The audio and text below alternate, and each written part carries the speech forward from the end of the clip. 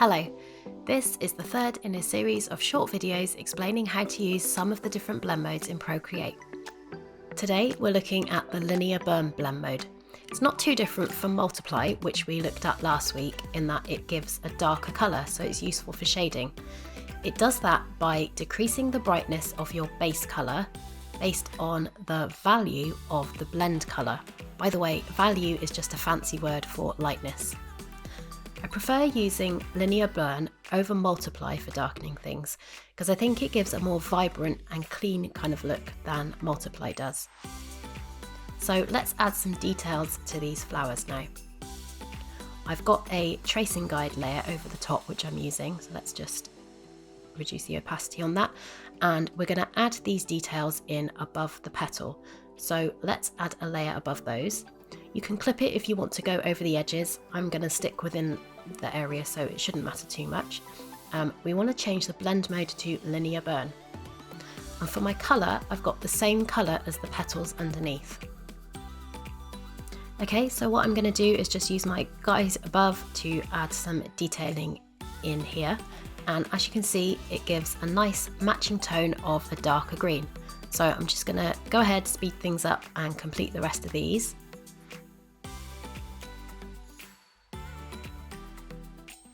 And I'm also going to do the same above the middles of these flowers. I'm going to add a layer above the yellow centres. I'm going to use a clipping mask and I'm going to change the blend mode to linear burn, and then I'm just going to add some dots over the top using the same colour as the layer below.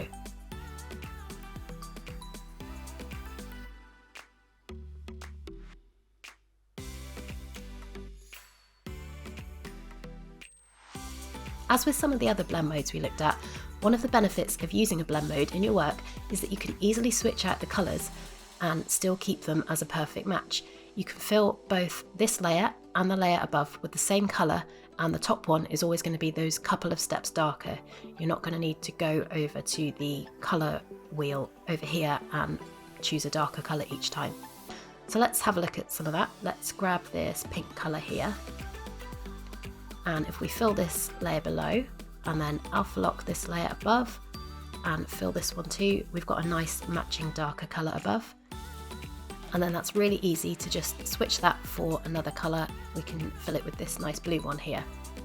If you find that the colour is too intense, you can just reduce the opacity on your blend colour if you want a more subtle or strong effect.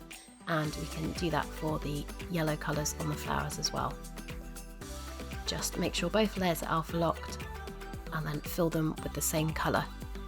And then if you want the softer effect, you just bring down the opacity. So that's one way you can use linear blend mode in your illustrations. Let me know how you use it in yours. Thank you for watching, and if you enjoyed this video then please consider subscribing.